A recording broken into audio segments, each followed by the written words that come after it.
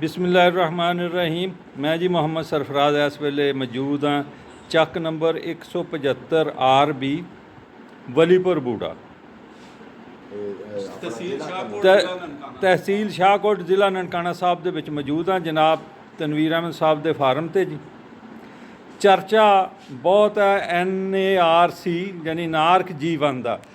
ਇਹਨਾਂ ਨੇ ਲਗਾਇਆ ਸੀ ਜੀ, ਮਾਸ਼ਾਅੱਲਾ ਬਹੁਤ ਅੱਛੀ ਇਹਨਾਂ ਦੀ ਫਸਲ ਹੋਈ ਹੈ। ਦੇਖੋ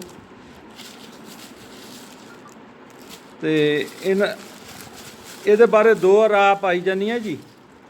ਇੱਕ ਤੇ ਮੇਰੇ ਸਮੇਤ ਦੋਸਤ ਕਹਿੰਦੇ ਆ ਕਿ ਇਹ ਸਿਰਫ ਪ੍ਰੋਪੋਗੰਡਾ ਹੈ, ਲੇਕਿਨ ਇੱਥੇ ਆ ਕੇ ਉਹ ਜਿਹੜੀ ਸੀਗੀ ਨਾ ਰਾਏ ਉਹ ਗਲਤ ਹੋ ਗਈ ਆ। ਇਹਨਾਂ ਦਾ ਹੋਇਆ ਜੀ ਇਹਨਾਂ ਨੇ ਆਪਣੇ ਲਈ ਕੁਝ ਬੀਜ ਰੱਖਿਆ ਤੇ ਇਹ ਉਸ ਲਸਣ ਦੇ ਵਿੱਚੋਂ ਉਹਦੇ ਬੱਚੇ ਵੀ ਪੈਦਾ ਹੁੰਦੇ ਆ ਜਿਹੜੇ ਉੱਪਰ, ਉਹ ਵੀ ਇਹਨਾਂ ਨੇ ਸੰਭਾਲ ਕੇ ਰੱਖੇ। ਚੌਰ ਸਾਹਿਬ ਇਹ ਵੀ ਕੰਮ ਆ ਜਾਣਗੇ? ਜੀ ਜੀ ਬਿਲਕੁਲ ਕੰਮ। ਇਹ ਕਿਹੜੇ ਕੰਮ ਆਣਗੇ? ਬੀਜ ਦੇ। ਇਹਦਾ ਬੀਜ ਇਹ ਵੀ ਬੀਜ ਹੈ ਜੀ। ਪਨਵਾ ਤੋਂ ਆਈਏ ਨਾ ਜੀ ਵਲੀਪੁਰ ਬੂੜਾ, ਉਹ ਗੁਜ਼ਰ ਕੇ ਫਿਰ ਅੱਗੇ ਲੈਫਟ ਹੈਂਡ ਨੂੰ ਸੜਕ ਮੁੜਦੀ ਜਿਹੜੀ ਮੁਹੰਮਦਪੁਰੇ ਨੂੰ ਜਾਂਦੀ ਹੈ। ਉਹਦੇ ਉੱਤੇ ਮਸ਼ਹੂਰ ਉਹ ਮਰੂਫ ਹੈ ਜੀ ਚੌਧਰੀ ਮੁਰਾਦ ਬਖਸ਼ ਸਾਹਿਬ ਦਾ ਡੇਰਾ।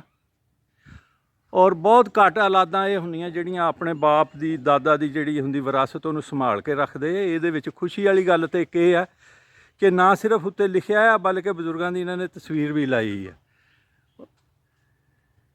ਬਹੁਤ ਅੱਛਾ ਇਹਨਾਂ ਦਾ ਫਾਰਮ ਜਿਹੜਾ ਮੈਨੇਜ ਹੋਇਆ ਹੈ ਜੀ। ਖਜੂਰਾਂ ਵੀ ਨਜ਼ਰ ਆਉਂਦੀਆਂ, ਅੰਬ ਵੀ ਬੜੇ ਲਜ਼ੀਜ਼ ਆ ਇਹਨਾਂ ਦੇ ਫਾਰਮ ਦੇ, ਕਿੰਨੂ ਵੀ ਬਹੁਤ ਵਧੀਆ ਹੁੰਦੇ। ਕਿੰਨੂ ਮੈਂ ਇਹਨਾਂ ਦੇ ਖਾਧੇ ਆ ਜੀ, ਪਤਾ ਨਹੀਂ ਚੋਰੀ ਖਾਧੇ ਸੀ ਜਾਂ ਪੁੱਛ ਕੇ ਖਾਧੇ ਸੀ ਜੀ। ਜਨਾਬ ਤਨਵੀਰ ਸਾਹਿਬ ਸਲਾਮ ਅਲੈਕੁਮ ਜੀ। ਹਾਂਜੀ ਤਨਵੀਰ ਸਾਹਿਬ ਜੀ। ਜਨਾਬ ਸਰਵਰ ਸਾਹਿਬ ਜੀ। ਸਰਵਰ ਸਾਹਿਬ ਨੇ ਚੂੰਕਿ ਫਾਰਮ ਦੀ ਲੁੱਕ ਆਫਟਰ ਕੀਤੀ ਹੈ, ਇਹਨਾਂ ਨਾਲ ਹੀ ਗੱਲ ਕਰਦੇ ਹਾਂ ਜੀ।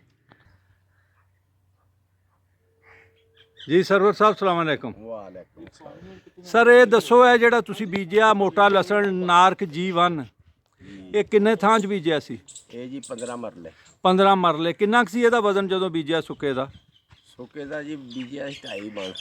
2.5 ਮਣ 100 kg। 100 kg ਲਿਆਂਦਾ 2.5 ਮਣ ਸੀ, ਲੇਕਿਨ ਉਦੋਂ 2 ਮਣ ਰਹਿ ਗਿਆ। ਚਲੋ ਜੀ 2.5 ਮਣ ਕਹਿੰਦੇ ਲਿਆਂਦਾ ਸੀ, ਜੇਕਰ ਇੱਥੇ ਆਉਂਦਿਆਂ ਤੋਂ ਆਖਰ ਤੇ 2 ਮਣ ਸੀ ਜਿਹੜਾ ਬੀਜਿਆ 15 ਮਰਲੇ ਦੇ ਵਿੱਚ ਸੀ।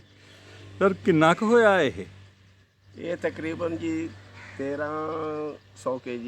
1350 kg। 1350 ਗਿੱਲਾ ਟੋਟਲ ਜਾਂ ਟੋਟਲ ਜੀ 15 ਮਰਲੇ ਦੇ ਵਿੱਚੋਂ 80 kg ਦੇ ਕਰੀਬ ਇਹਨਾਂ ਨੇ ਬੀਜਿਆ। ਖਰੀਦਿਆ ਇਹਨਾਂ ਨੇ ਸੀਗਾ 100 kg ਔਰ ਉਹ 15 ਮਰਲੇ ਜਗ੍ਹਾ ਲੱਗੀ ਆ, ਉਹਦੇ ਨਾਲ 1350 kg ਹੋਇਆ ਗਿੱਲਾ। ਤੇ ਉਹਦੇ ਵਿੱਚੋਂ ਇਹਨਾਂ ਨੇ 700 kg ਤਾਂ ਕਿਸੇ ਦੋਸਤ ਅਹਿਬਾਬ ਨੂੰ ਦਿੱਤਾ। ਬਕਾਇਆ ਜਿਹੜਾ ਰੱਖਿਆ ਸੀ ਚੌਧਰੀ ਸਾਹਿਬ ਉਹ ਖੁਸ਼ਕ ਹੋਇਆ ਕੀਤਾ। ਵਜ਼ਨ ਕਿੰਨਾ ਹੋਇਆ? 250 ਦੇ ਕਰੀਬ ਸੀ। ਹੁਣ ਹੋ ਸਕਦਾ ਕੋਈ 200 ਰਹਿ ਜਾਏ ਐਂਡ ਤੱਕ। ਹਾਂਜੀ 2.5 ਜਦੋਂ ਇਹਨਾਂ ਨੇ ਹੁਣ ਉਹਨੂੰ ਖੁਸ਼ਕ ਕਰਕੇ ਕੀਤਾ 250 kg ਉਹਦਾ ਬਣ ਗਿਆ। 50% ਜਿਹੜੀ ਆ ਜ਼ਿਆਦਾ ਹੋ ਜਾਂਦੀ ਹੈ, ਜ਼ਿਆਦਾ ਥੱਲੇ ਚਲਾ ਜਾਂਦਾ। ਹਾਂਜੀ ਜ਼ਿਆਦਾ ਥੱਲੇ ਕਿਸ ਤਰ੍ਹਾਂ ਜੀ? ਮਤਲਬ 250 ਰਹਿ ਜਾਏਗਾ। 250 ਰਹਿ ਜਾਏਗਾ। 2 2 4 ਜਾਨੀ 450 kg ਹੋ ਗਿਆ 80 kg ਤੋਂ। ਅੱਛਾ ਸਰਵਰ ਸਾਹਿਬ ਇਹ ਦੱਸੋ ਇਹਨੂੰ ਤੁਸੀਂ ਬੀਜਿਆ ਕਿੱਦਾਂ ਸੀ? ਇਹ ਤਕਰੀਬਨ 6 ਇੰਚ ਤੇ ਬੀਜਿਆ ਜੀ। ਸਿਆੜ ਕੱਢੇ ਨੇ ਹਾਂਜੀ ਰੇਜਰ ਦੇ ਨਾਲ। ਹਾਂਜੀ ਸਿਆੜ ਕੱਢ ਕੇ ਤੇ ਆਪਣਾ 6 ਇੰਚ ਤੇ ਇਹਨੂੰ ਰੇਜਰ ਕਿਹੜਾ ਕਮਾਦ ਵਾਲਾ ਹੀ ਸੀ? ਕਮਾਦ ਵਾਲਾ ਜੀ। ਅੱਛਾ ਜੀ ਕਮਾਦ ਵਾਲੇ ਰੇਜਰ ਨਾਲ ਹੀ। ਅੱਛਾ ਜੀ 6 ਇੰਚ ਤੇ ਬੀਜਿਆ। 6 ਇੰਚ ਤੇ ਦੋਨਾਂ ਸਾਈਡਾਂ ਤੇ ਜਿਹੜੀਆਂ ਤੁਸੀਂ ਖੇਲਾਂ ਕੱਢੀਆਂ ਸੀ ਉਹ ਚੜ੍ਹਦੇ ਲਹਿੰਦੇ ਦੀਆਂ ਸੀ ਜਾਂ ਦੱਖਣ ਪਹਾੜ ਦੀਆਂ? ਚੜ੍ਹਦਾ ਲੈਂਦਾ। ਚੜ੍ਹਦੇ ਲਹਿੰਦੇ ਦੀਆਂ। ਤੇ ਥੱਲੇ ਕੀ ਖਾਦ ਪਾਈ ਸੀ? ਨਾਈਟ੍ਰੋਫਾਸ। ਕਿੰਨੀ ਪਾਈ ਸੀ? ਅੱਧੀ ਬੋਰੀ। ਅੱਧੀ ਬੋਰੀ ਨਾਈਟ੍ਰੋਫਾਸ। ਉਹਦੇ ਤੋਂ ਬਾਅਦ ਉਸ ਤੋਂ ਬਾਅਦ DAP 10 ਕਿਲੋ। 10 ਕਿਲੋ DAP ਪਾਈ। ਉਹ ਕਦੋਂ ਪਾਈ ਸੀ? ਉਹ ਤਕਰੀਬਨ ਉਹਦੇ ਲਾਏ ਤੋਂ 1.5 ਮਹੀਨਾ ਬਾਅਦ। 1.5 ਮਹੀਨਾ ਬਾਅਦ। ਅੱਛਾ ਤੇ ਉਹਦੇ ਤੋਂ ਇਲਾਵਾ ਕੁਛ? ਬਸ ਉਹਦੇ ਤੋਂ ਇਲਾਵਾ ਜੀ ਬਸ ਇਹਨੂੰ ਸਪਰੇਅ ਮਾਰੀ ਹੈ। ਉਹ ਕਾਦੀ ਮਾਰੀ ਜੀ? ਉਹ ਆਪਣੇ ਤਕਰੀਬਨ ਚਸਲਾਓ ਦੀ। ਚਲਸਾਓ ਆ ਗਿਆ ਜੀ, ਉਹਦੀ ਸਪਰੇਅ ਇਹਨਾਂ ਨੇ ਕੀਤੀ ਆ। ਤੇ ਹੋਰ ਤੁਸੀਂ ਖਾਦ ਕੋਈ ਨਹੀਂ, ਤਾਕਤ ਦੀ ਸਪਰੇਅ ਕੋਈ ਨਹੀਂ? ਨਹੀਂ। ਅਮਾਈਨੋ ਐਸਿਡ ਇੱਕ ਦਫਾ ਕੀਤੇ ਜੀ। ਜਾਂ ਸਲਫਰ ਪਾਇਆ?